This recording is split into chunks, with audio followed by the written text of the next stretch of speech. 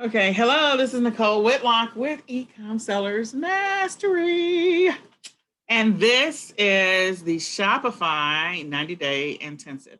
So the first thing I want to say is that I'm recording 4 additional bonus videos for the Shopify intensive course that you will have free access to since you purchased this training session. In addition to that, you still have the opportunity and time to schedule your one-on-one review session of your store. So be sure to send that to me. You have until January the 31st to get that scheduled. And you also will get free access to any updates to this course as long as we have it. So we are going to offer this course again in 2021, and you'll have the opportunity to attend that session absolutely free. Those sessions absolutely free because you previously purchased this course, and you'll have access to the updated training. So that is a bonus and a good thing. So the 4 bonus videos, I hope to have those done at least by the first week in January. Sorry, and they'll be uploaded to the membership site. I apologize, I have something in my throat. So you'll have that opportunity to look at those 4 bonus videos. They're going to be a breakdown, a screen share of some additional strategies that'll help you with your store, loading inventory into your store, doing Facebook ads. So I'm going to cover a few different things, but yeah, you'll see 4 bonus videos. They may be anywhere from 10 minutes to 30 minutes long, and you should see them by the end of the first week in January. So looking forward to that. And I'm also looking forward to your one-on-one store reviews. So let's go ahead and get started on today's session. I hope that you all had an amazing Black Friday, Cyber Monday. I hope that you all are ready for your upcoming Christmas, like next Friday is Christmas. This Friday, next Friday is Christmas. So I hope that you're ready. I'm excited about just getting to the end of this year. I want you to know that in Q1 is going to be very similar to Q4. And the reason it is because of the fact that COVID-19 numbers are ridiculous right now, and the impact of the COVID-19 numbers being crazy is going to cause people to continue to buy online. Some cities are, they've got some periodic shutdowns across the US. So as long as the numbers are high, people are going to continue to shop online. What does that mean for you? There's still an opportunity for you to launch something. There's still an opportunity if you didn't launch. There's still an opportunity for you to offer something to customers. So the types of sales and sales numbers and the strategies, the things that people might buy in Q4 and the volume that might pass through your Shopify store is going to probably be very similar to what you'll see in Q1 if those are products that people are looking for, if you do a great job with grabbing organic traffic or working with partners like influencers to get more eyeballs on your stores. I just want to make sure that I let you know that so that you don't give up hope and say, oh, well, I didn't do a lot with my store. No, I want you to know that the numbers, the opportunity to make a lot of money, because there's still going to be a boatload of people online buying, is still high, and it's going to continue into Q1. It might slope off just a little bit for Q2, but it's still going to be high for Q1 because, again, the vaccine is not going to be available around the US until April. So if you're listening to this later, at some later point, we're since 2020, and we had the coronavirus. So the vaccine will be available, and there will be some people that will take it and some people won't. So there's going to be a lot of sales that's going to continue to happen into 2021 until we reach a level in the US of herd immunity. So just keep that in mind. Stay consistent, stay consistent, stay consistent, and you will see some ridiculous numbers. So for last session, I hope you had a chance to rewatch it. It was more focused on Dropify than I wanted it to be, but that's the reason why we're going to do 4 bonus videos that are actually have nothing to do with Dropify, just showing you some things, some techniques and strategies that are going to help you in your business. Did you finish setting up your Shopify store? If you have not, I want you to finish it. I really want you to finish it. I want you to schedule your store review. Did you schedule your store review? And are you keeping yourself accountable to you? That was something we set up in session 1 or session 2. And what questions do you have? Okay. So you can type your questions in the chat if you have any. Last week, we talked a lot about Shopify, and then we just did a review over the last 10 weeks.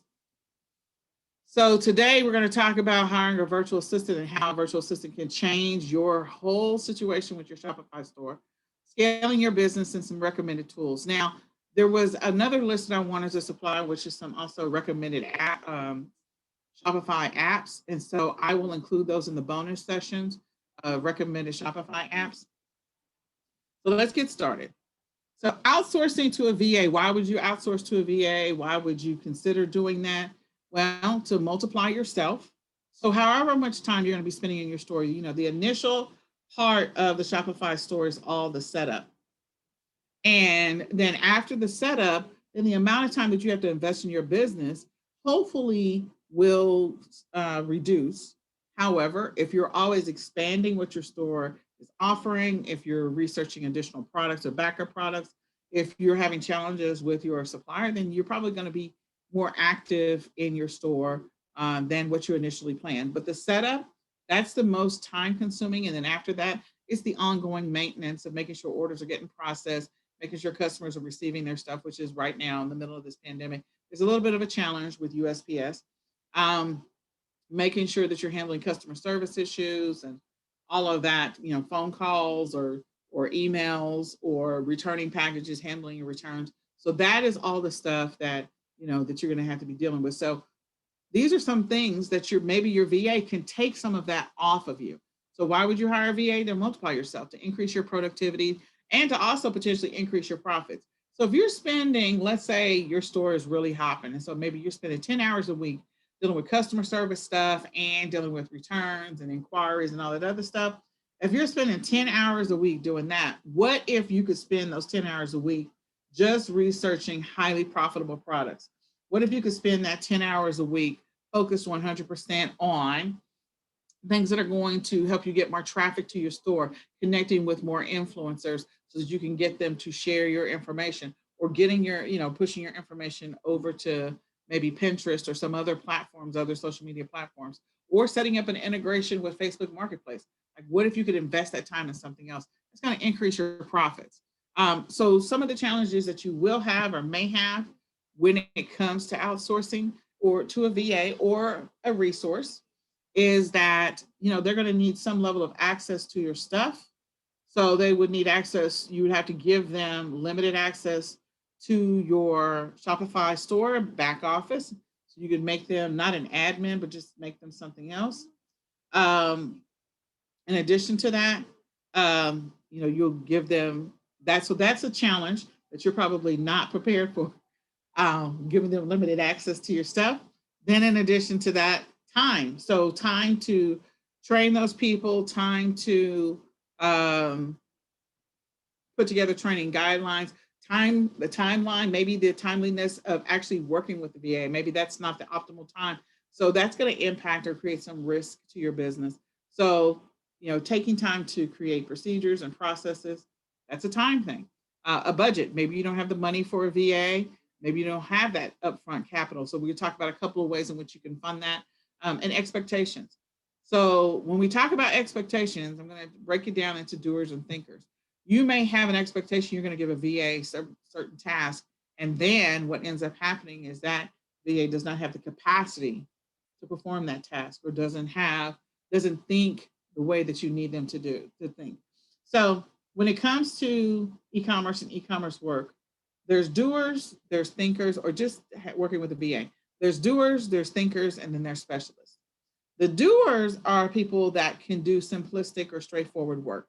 So an example might be a receptionist at a bank, and a receptionist at a doctor's office, and a receptionist at a construction site. These are all different receptionists, but there's a common thread on what they're going to be doing. They're pretty much going to be answering the phone or redirecting it to someone else, or taking messages. That's pretty much what the receptionist does. So hiring somebody to do that work as a doer, or finding somebody that can do that type of work, may be pretty straightforward and pretty simple. So you want to keep that in mind, that if you're hiring someone that you think should be a thinker, or someone that is you need to do specialist work. Maybe their talent, their skills, or their ability, or what you're paying them is at the doer level. So at the doer level, those people are not paid as much. Okay. So keep that in mind. And you should be writing down, and we're going to get into this, writing down all the things that you do in a day in your business, and in a week, and in a month in your business, so that you can break out all the doer jobs, things that are considered low-hanging fruit that you can hand off to somebody else. Then you have the thinkers. Thinkers can do a little higher level work. They can analyze information. They can strategize with you. Thinkers can maybe multitask. And so a thinker is going to cost you a little bit more money, whether you're hiring them in the US or whether you're hiring them overseas. A thinker is going to cost you a little bit more money. So thinkers, more money, just keep that in mind. And they are capable of doing more. Okay. And then you have specialists. Specialists are people who specialize in a specific task or talent. So a specialist might be a person that does all of your ads, your Facebook ads, your Google ads, someone that does all of your graphics or creates your marketing videos and marketing campaign videos, or photos, or whatever it happens to be. That's what a specialist might do for you, is that they might focus 100% on specific tasks that they do, and they get paid a little bit more. So when you're looking at the work that needs to be done in your business, break it down, everything that you do. Then you need to separate your hard tasks from your simple tasks and figure out what type of resource you need for those things. If you need somebody to work on all video work, that's a specialist. If you need someone to help you with your email campaigns, your thinker might be able to do it if you have a tool that they could use. Or if you need them to really think about it and be strategic in their marketing, and this person might be a marketing or a copywriting specialist, that is a specialist task. And so you're going to be prepared to pay more for that. Okay. So mistakes that people make in their business. The first thing is not knowing what you want to outsource. So a lot of times when we run our own businesses, we are everything. I mean, literally, we are the receptionist. We are the shipping department. We are the ordering department. We are accounts receivable. We are everything. So I want you to think about, there are things that you really need to be thinking about what you're doing, so you can figure out what you should and should not outsource. So when I'm looking at things that you should or should not outsource, you need to write down what it is that you do every single day, every single week, and every single month in your business. And maybe there's things that you do on a quarterly basis, but I need you to think about those things, so that way you're not making the mistake of not knowing what you should or could be outsourcing. Then you need to sort it from hardest to easiest, which is what I said earlier. And then once you sort it from hardest to easiest, that's when you're going to find your doer work, stuff that it doesn't require a lot of thinking, that's pretty straightforward and pretty simplistic. The standard operating procedure for it is maybe 5 sentences long, or two bullets long, or 9 bullets long. That's probably something a doer could do. That is, that's not a high level job. The thinker is probably going to have a more involved or more detailed standard operating procedure. Okay. So, determine what those tasks are before you start trying to outsource to somebody. You need to know what you're going to outsource. You can't just randomly go, well, I just want to outsource some stuff. No, you need to know what you're going to outsource.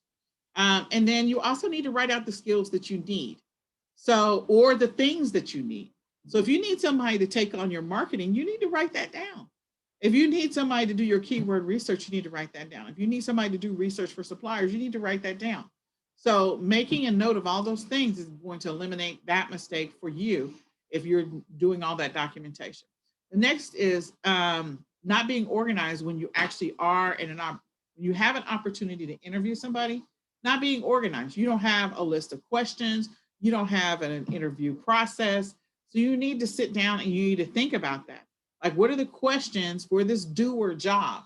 So if you made a list of 10 doer tasks, so these are tasks that are simple.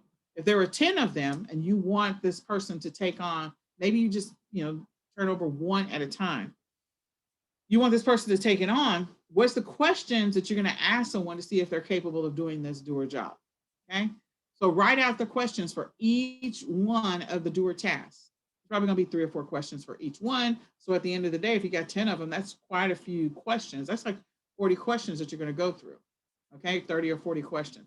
So make sure you're prepared so that you don't have surprises. Also, make sure you understand what you really want, in the interview process.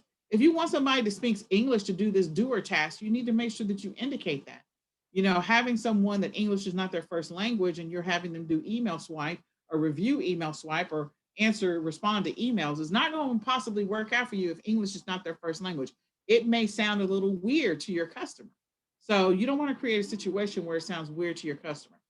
You also need to know, what experience you're wanting from that person. Where are you okay with them working? So if you're going to hire somebody overseas, they're going to have certain work hours. And are you going to be okay with, what they are capable of doing in those work hours?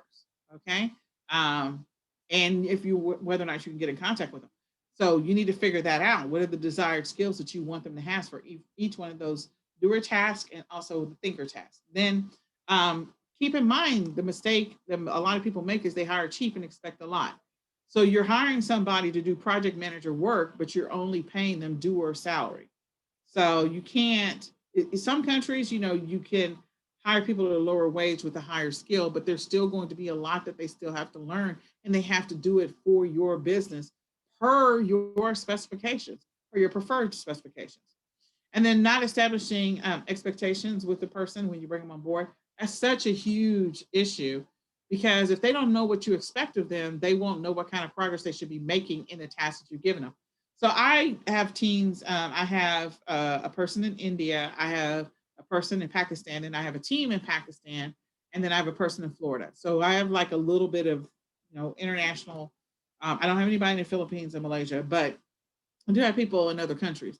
And what I have found is that, I just recently hired a person in India that I needed to establish expectations of what I expect her to complete at the end of a week. But I wasn't giving her at the beginning of the week what she needs to complete by the end of the week. What I was doing was I literally gave her, when she first came on board, we kind of talked through a bunch of stuff. And then I gave her 2 weeks worth of information. And I said, at the end of next week, this is what you need to have completed.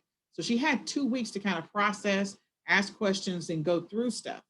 So then the following week, I would say, okay, this is what you need to have done at the end of the following week. And so that way she always had at least a full week to work on it and another week to ask me questions before her deadline came up. And if she didn't meet the deadline, then we're going to have a conversation. I'm going to ask some questions. So again, I schedule weekly. When I first bring people on board, I have daily touch bases with them until we get to a place where I can get to maybe twice a week touch bases or 3 times a week touch bases. And then we get to once a week touch base, and then once every 2 weeks touch base. Because you put processes in place so that you will be able to make sure that they know what they're supposed to be doing, what's expected, what the deadlines are, and if they have any questions, how are they supposed to connect with you?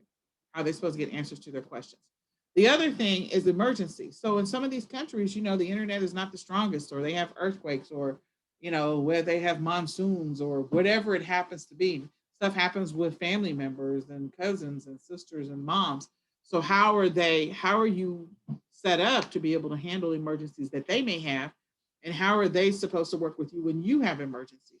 So that's a conversation you should be having with your VA up front, or wherever the prospect is, so that there's no surprises. The other mistakes that we make as we're bringing people on board is we're not diversifying the tasks that we ask them to do in our business. So again, going back to, you're expecting a doer to be able to do project management work. Maybe you need to bring on another resource for that, or maybe you have an established resource. Maybe that person's been with you for like a year or 2 years. That's the case for me. And so you have new tasks that come on, or things that you've been doing. You're not giving those to the person that's been around for a while. Maybe that person does have bandwidth now. Maybe that person is capable of handling 2 or 3 more tasks. And you're not giving them the opportunity to shine.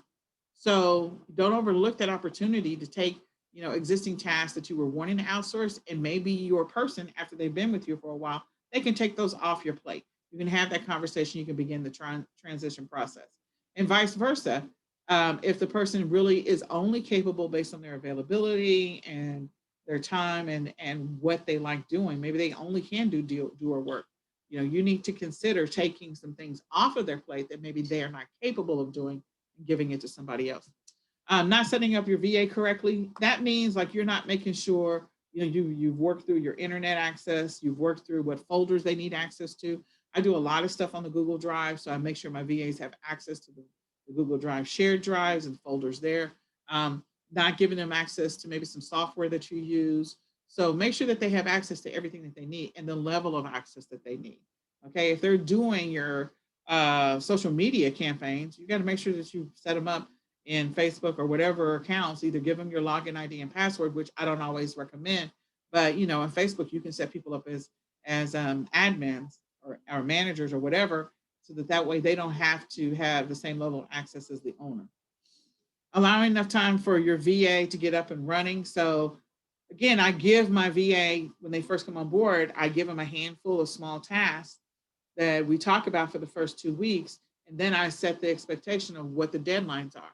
Not giving them enough time, like giving them something, you met them on one day and then the next day you give them a bunch of stuff and then you tell them you want it done by Friday. And maybe that's not realistic. Okay. So you got to give them enough time to ask questions, to start to understand you, understand your business, understand where you're going, so that they understand how what they're doing plays a role in all of this, which also goes to bullet number 4, the last bullet. And then not listening to their ideas and feedback. So important that you listen, because once a person has been working in your business, see, you're so close to it. Sometimes we can't see what we need to see because we're way too close. If you were trying to look at yourself in the mirror and your nose is right up against the glass, there's a whole bunch of stuff that you cannot see clearly. It's only when you back up that you can adjust what you're seeing, and your eyes can adjust and you can get a clearer focus. Well, the great thing is that if you have a task that you did for 3 months and you handed it off to a VA, so this VA has been doing it for you for 6 months or 9 months, maybe they have a different perspective. Maybe they have an idea. Maybe there's a way to streamline the process of whatever it is that you need. So keep that in mind, because there may be an opportunity there. And like I said, share what your vision is for the business. Share what they could be doing, a long-term, bigger picture, where you see them in another year in your business and where you want to take your business in the next year. So important. All right. So the next thing is to get started with your VA. You got to start documenting everything that you do. It is so important that you document the little things and the big things.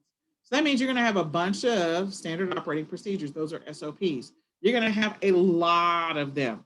So start the process of documenting. And sometimes with everything that we have going on with our life, with our kids and our family and our jobs and our family and our businesses and whatever else we got going on, we just do not have a lot of time to do documentation. So if you already established a schedule for your business, maybe you're working in your business 20 hours a week, figure out if you can work 21 hours a week and then take 1 hour a week to focus 1 hour a week on one standard operating procedure. So that at the end of that week, you have a video created for that standard operating procedure and you have documentation. Why does this matter? Much like people do not continue to work at McDonald's for years, because they don't. They leave the job. Same thing is going to happen to your VA situation. You may have VAs that stay with you for 2 years. You may have VAs that stay with you for 4 years. You may have VAs that stay with you for 6 months. Okay? So whatever that looks like, you need to be prepared to allow another VA to step into that role. And if you don't have documentation, that means you're going to be spending a bunch of time training them. You're going to be getting them up to speed. You're going to be frustrated that it's taking so long because you're so used to your previous VA, or maybe your previous VA was just horrible. Who knows? But if you have video and you also have a document that they can reference, that's going to allow that VA to get up to speed much, much, much faster. So 1 hour a week in 2020, I'm just going to give you this idea, this concept in 2021. Take 1 hour a week just to focus on one singular standard operating procedure. Maybe you can get in a month 4 new standard operating procedures documented and video recorded. Maybe it's going to be 2 that are recorded and documented. But the great thing about it is if you only get 2 done, that's 2 that you don't have to train somebody on one-on-one. You literally could give them the document, have them watch the videos, and it's done, and you can outsource that thing. So make that your goal and your mission for 2021, that one thing gets outsourced, one thing gets transitioned over to a VA in 2021. Just one thing. One thing a month. So if you could focus on one thing a month or one thing a week, figure out what you want to do, but you got to start documenting your stuff first. You can record your standard operating procedures through Loom, or you can do a Zoom, or you can use StreamYard, you can use Screencast, or whatever it's called. All of those are opportunity tools that you can use. Some of them are free. And so you can record screen sharing, showing them different things, how to log into your accounts, or what their login process will look like, what the screen will look like log in as them instead of as yourself. And go set all of that up. Give them the level of access they need to your account. So once you've kind of got the documentation done and the videos recorded and documentation of what the procedures are, then the next thing is to start researching VAs. Start looking for VAs and have them apply with you. So you can set up an account with Upwork, Freelancer, Fiverr, all of these, and you can go to Fiverr and try to find some VAs. But again, you have to know what it is exactly you're going to outsource to them. You have to know what that is. It can't be some random, like you should see, I have a 6-page document of work that we would outsource to a VA. I don't have that many VAs. I had 4 full-time VAs was on my sheet. I've only filled 1.5 of those desired positions. I still have 3.5 to go, but at least I know what I want and what I need the resource to be able to do. So it's already documented. So let them apply for your job. Now, here's a trick. If you're going to go with Upwork or Freelancer or Fiverr, you need to test what you want them to do. So an example might be you give them a task of finding, if you were selling women's clothes, or you're selling pet supplies, or you're selling baby stuff, whatever you're selling on your Shopify store, give them one task to do. So maybe the one task to do is to find influencers in that category. So you would create a job order that says I need, or a test once you put your job up. It says this is what I need a person to do, and here's the first thing I want you to complete. There's a bunch of people that will bid on that job or apply to that job, and so they have to complete that task, that test task, in order to be even considered. So maybe your request is find me 10 influencers in the baby field that have more than 15,000 followers on any given platform. Give me the platforms and how many followers they have. Well, what if you have a person, a potential prospect that actually gives you 50 potential, fully vetted, fully researched, influencers that are in the baby niche, and another one that just gives you the 10 that you asked for. So that person that goes above and beyond, they clearly want the job more than the person that just does what you ask them to do.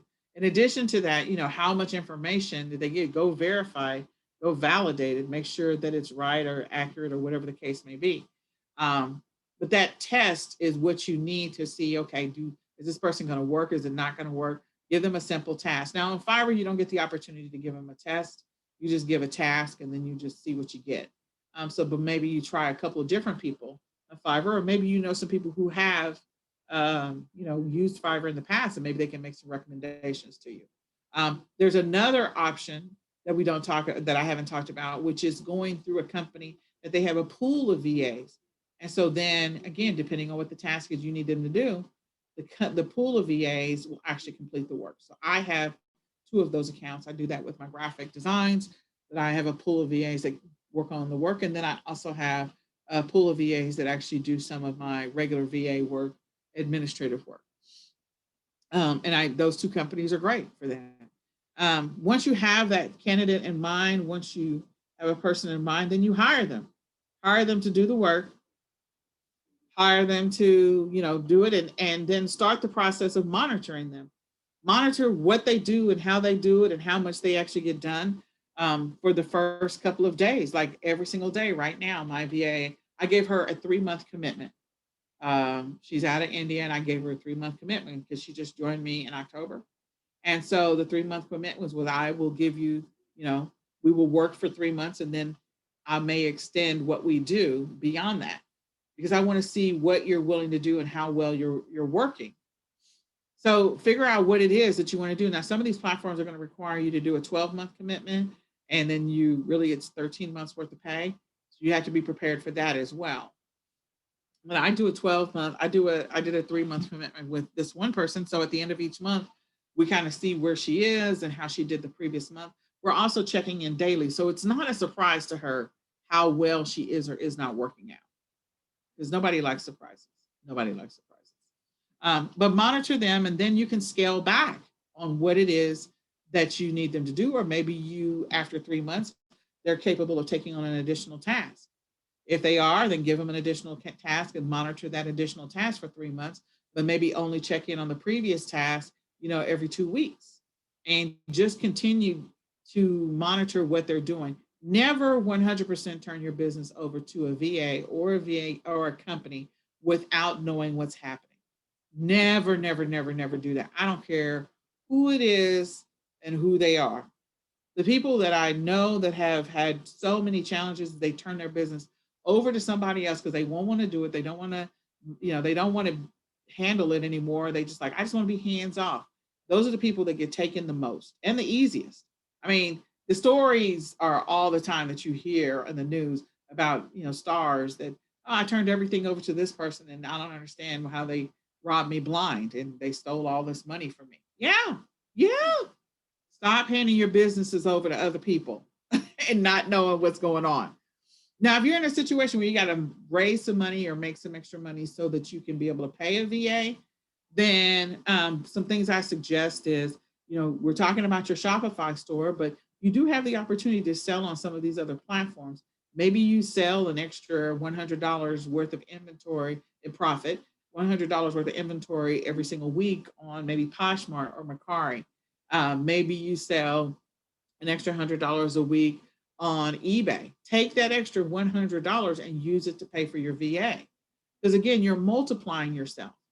So if you were working 20 hours a week in your business and then you hire somebody else to do an additional 20 hours worth of work, now you're getting 40 hours worth of productivity. That compounding is just ridiculous. On the other end of that, what you can get in profits and how much more productive you can be in your business if you're not doing the low-hanging fruit stuff.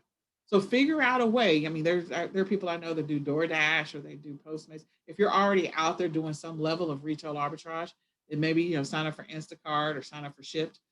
Figure out a way to raise some extra money. If you're a teacher, do some online tutoring, maybe so that you can have an extra $100 a week, and then you have $400 a month to pay a full-time VA in the Philippines or a full-time VA in Malaysia or a full-time VA somewhere else. You wouldn't get a full-time VA in the US for $400, I can tell you that.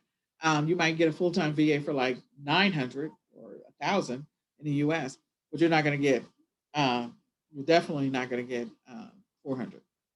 So figure out strategically some of the things. If you've got stuff that you can list in Facebook garage sale groups, those are ways in which you can raise some money to be able to cover the expense of having, having to pay for a VA. So things that your VA can do for you, or whoever that happens to be, your extra resource. They can do product research. Always so important. Because if you have a product that's selling like crazy, you haven't figured out your niche yet, this is a great opportunity to maybe they can do research for you on a niche. That is one that's definitely doable. They can do niche research for you. They can create listings for you. Again, if you're selling on it from a specific supplier, maybe they don't have an integration into Shopify. Then another way to get it done is just to have somebody manually create your listing, put up the pictures, do the titles, do the description, so that you're not doing it yourself. Again, that extra $400 a month could pay for a lot of work to be done in your business. They can research private label products. Products can become very popular. So having multiple Shopify stores or having multiple Shopify pages could become extremely lucrative for you. When we were looking at Dropify, one of the things he focused on was immunity, which is so true. This time of year, stuff for immunity is such a huge selling, like so much opportunity selling products. So think about that. What are the things that they could be doing product research for you? They could come back to you. Maybe you split up some of the things you have them do, work an hour, 5 hours a week on product research, 5 hours a week on creating product listings, 5 hours a week on niches or private label opportunities. Um, that was one of the things that I learned from Joy Packard, was to hire a VA to go do research on private label opportunities. That doesn't mean you're going to actually do them, but that just means, hey, that's an open spot that there's not a lot of people selling in, and maybe that's an opportunity for me to make some money and to continue to get consistent sales every single week.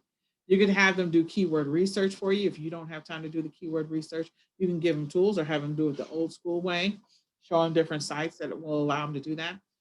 You can have them create, print on demand products for you.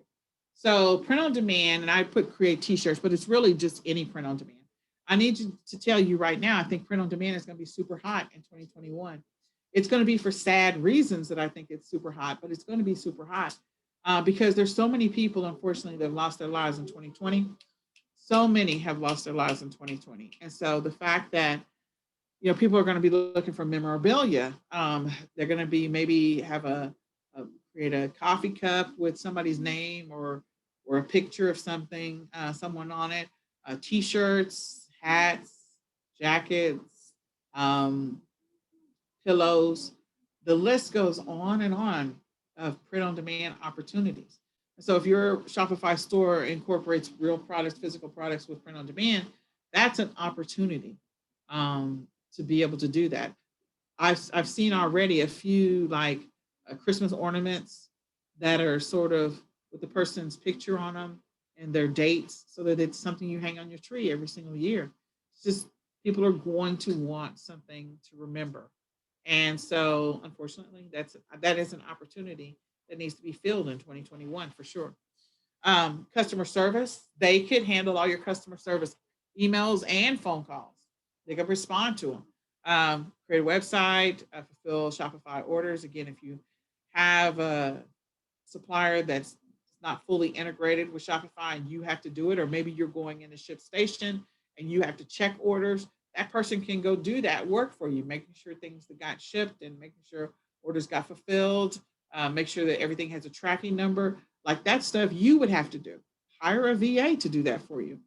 They could also either use the Shopify apps to push your listings over to eBay or Amazon or to Walmart for you.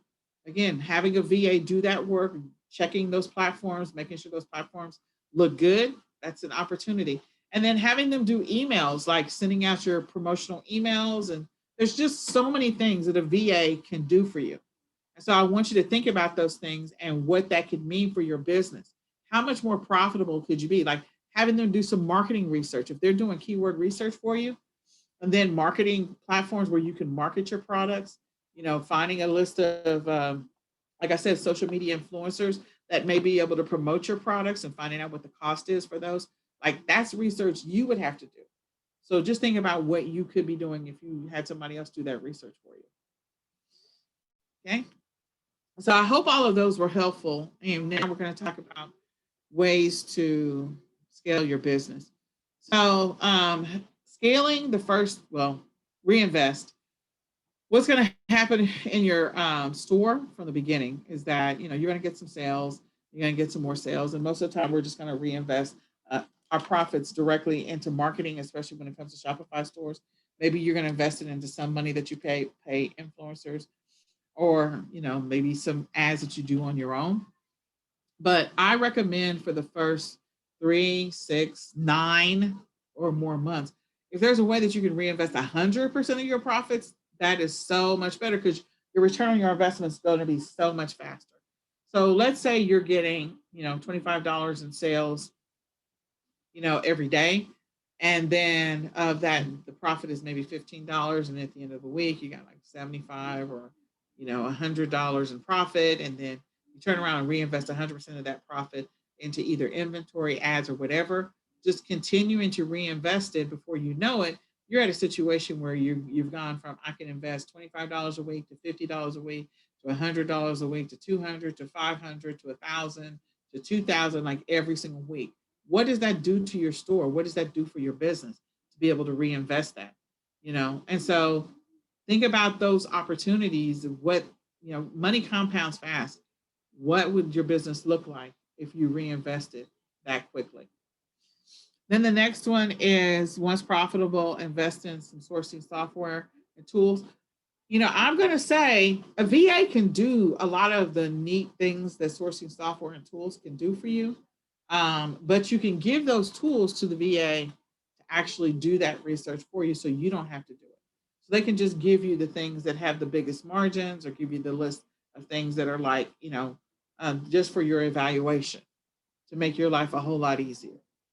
So there's different tools out there, but a lot of people are using a lot of the same tools. So having somebody do some organic research, organic research is not going to show up in Jungle Scout or in Helium 10 or in Ace Inspector Pro or Tactical Arbitrage, because it's organic. All those other softwares are looking for algorithms, and which is still good.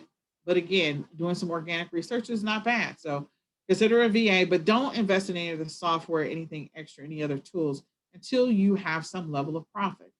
Be profitable first. Increase your hours of operation. I mentioned before, just adding one extra hour a week to your business to start putting together some standard operating procedures. And what if you increase it to 2 extra hours, 1 hour for standard operating procedures, and then 1 hour for training your VA?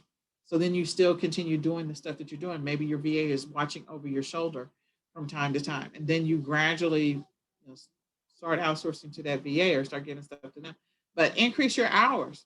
If you have a VA that's taking 5 hours off of your plate every single week, make sure you fill it up with something that increases your bottom line, something that makes you more profitable.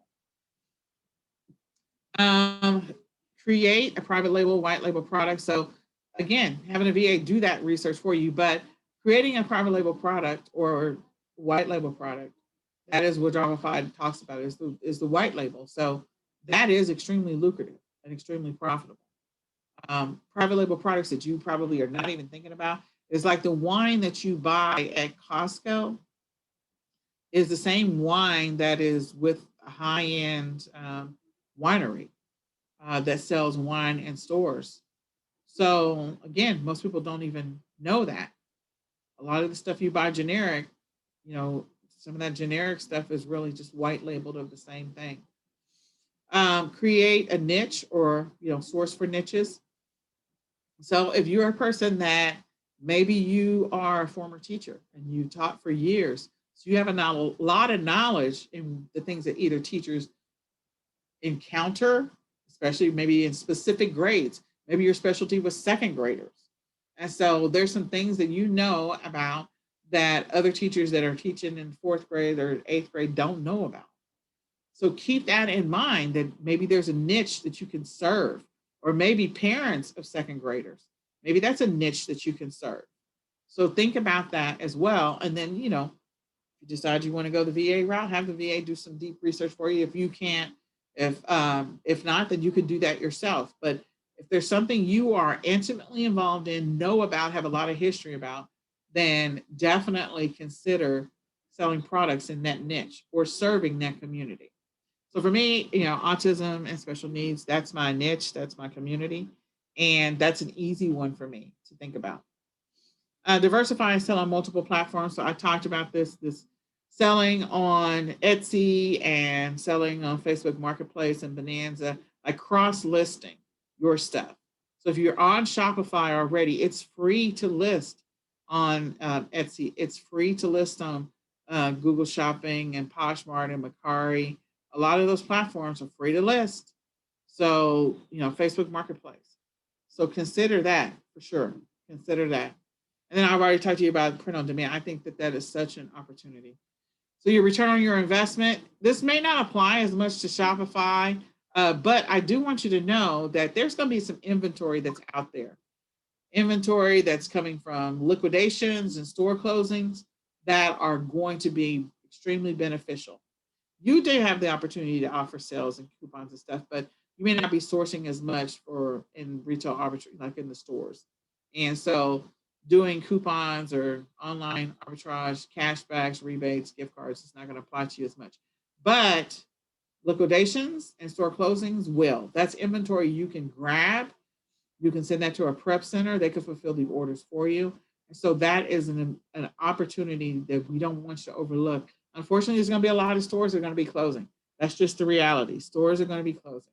So keep that in mind. And then, continuing to establish more wholesale accounts so that you have more options available to you, or just continuing to have more integrations with products that you've done research, whether it's through AliExpress or some other method of product sourcing. Just continuing to do that research to find a better ROI. Maybe you find a more, let's say, a product that has a higher profit margin, and maybe it's the same exact product, and you just didn't ever notice it before. Hiring a local helper. So again, this may or may not apply to you unless you're going to go to stores to do some store liquidations and some store closings. And there's a lot of them.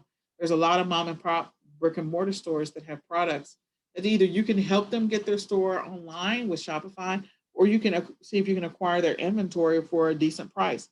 So hire somebody else to go grab it for you. Hire somebody to go get it for you. Hire a team. And maybe they fulfill the orders for you if you don't want to send your stuff to a prep center. But just don't overlook the opportunities, because there's a lot of opportunity to hire local. High schoolers are looking for work. They want to get away from their parents. Young people are ready to get out there. They're like, oh, I can go shopping and make some money. Oh, yes.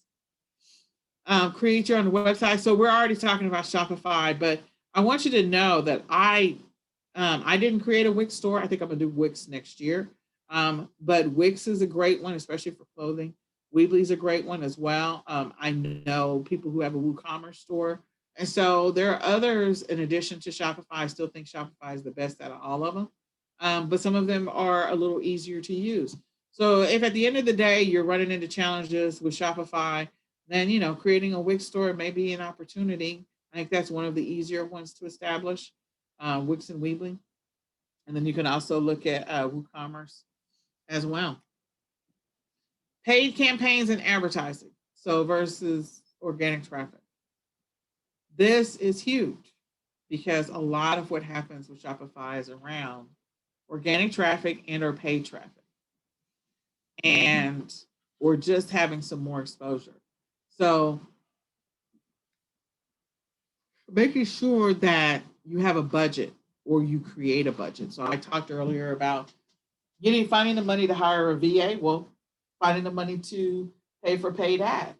So maybe you can't start off with a lot. Maybe you're only spending $100 a week on paid advertisements, and you want to get to a place where you're spending 2,000, maybe 1,000 or 500, or maybe you don't want to spend that kind of money. But doing some extra things, selling some extra things on the side on other platforms could potentially help you raise the money to be able to pay for more paid advertisement. In addition to that, having someone or you do the research for organic traffic. What are the keywords people are searching? Getting your stuff onto other platforms, running your listings through Pingler and Ping Farm. That's still going to give you some traffic because it creates backlinks, makes your products easier to find. Get creative on your sourcing. So this one is not necessarily going to work as much in 2021, probably more so in 2022, because physical trade shows, not so much because of Corona. But in 2022, I believe that a lot of the trade shows will be back to 100% capacity. So you can do research on online trade shows. You can do that right now and see what you find out there. We've already talked about outsourcing to a VA, and then move your operations to a prep center or fulfillment center all day long. Again, from a scaling standpoint, that's another way to increase your profits and to make more money in your business. So there's prep centers in Canada Prep and Fulfillment. We have a link for them. My fulfillment team, there's other ones, but having a prep center and deliver obviously for Shopify is the number one. Having that integration with Deliver is a game changer. So you'll have to make sure that when you send the product to them or have it sent to them, there's no prep work involved. So make sure that if you're ordering from a wholesale supplier, that they don't have to do any prep work. They just want to take it out of the box, put it on the shelf until somebody's ready to buy it.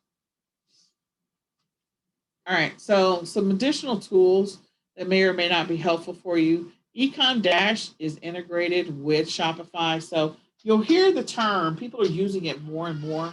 Multi-channel has been around for a long time, but it hasn't, a lot of people haven't talked about it. You start to hear about it in 2018, 19, and now 2020. Um, Multi-channel means that you're selling on multiple platforms. You're selling through multiple channels. So if you have a Shopify store and you're also selling on Etsy and Amazon and eBay and Bonanza and any other of these platforms, Ecom Dash is one that's great to handle multi-channel. It can handle order fulfillment. It can take your listings and push them to another platform. It's a great integration tool to be able to do that. Keepa is a great tool for doing product research. So is Jungle Scout, and so is Healing and 10. I like the tools, but I don't recommend you buy them until you're into profit. And I recommend that you train your VA to do some of the work using those tools. Now you want to see some of the data, but use your VAs to do some of that work so you can focus on the heavier lifting thing, like the heavier lifting that has to happen in your business, the things that are going to produce more income for you. Um, Deliver, setting up a deliver account so you don't have to handle inventory. Again, the great thing about Shopify is you wouldn't be handling inventory anyway. But if you're ordering from a wholesale supplier, having deliver fulfill those orders is great. If you're ordering inventory right now, we're getting close to the Chinese New Year. So if you're ordering inventory from China, so it's here in the US, send it to a deliver location. So then that way you can continue to get sales, especially on your Shopify hot selling things. Like order enough inventory so that when the Chinese New Year is shut everything down, that you actually can continue selling those specific products that are already hot moving for you.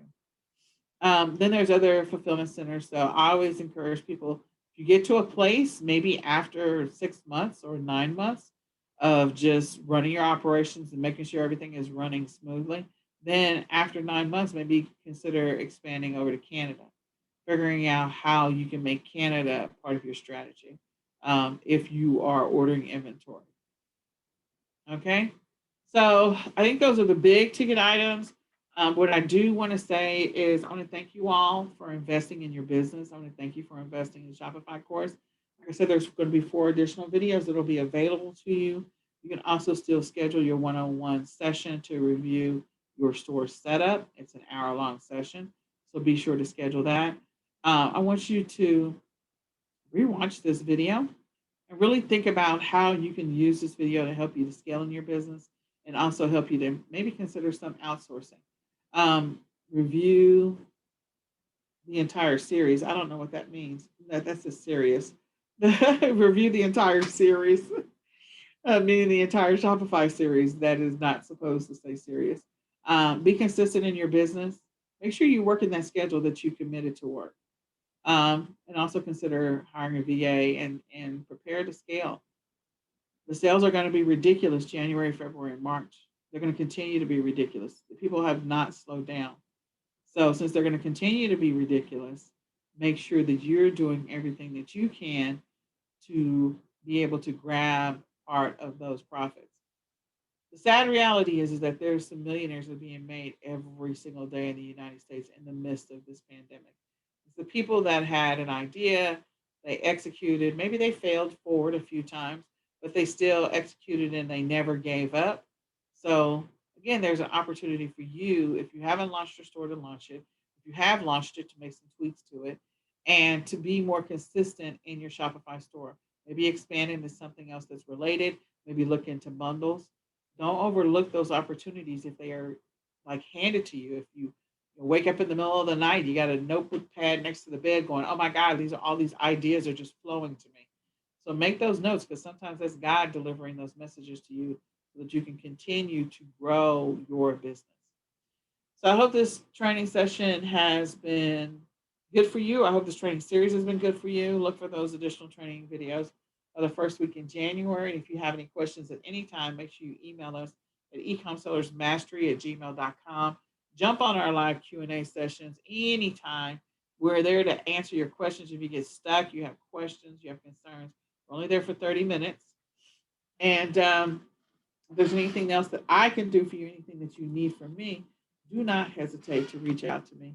I hope that you all have a very, very, very Merry Christmas and Happy New Year. And I look forward to hearing from each and every one of you on the success of your store. I hope that you guys launch 3 or 4 or 5 Shopify stores in 2021 or before the end of 2020. Okay, that's it. What questions do you have for me?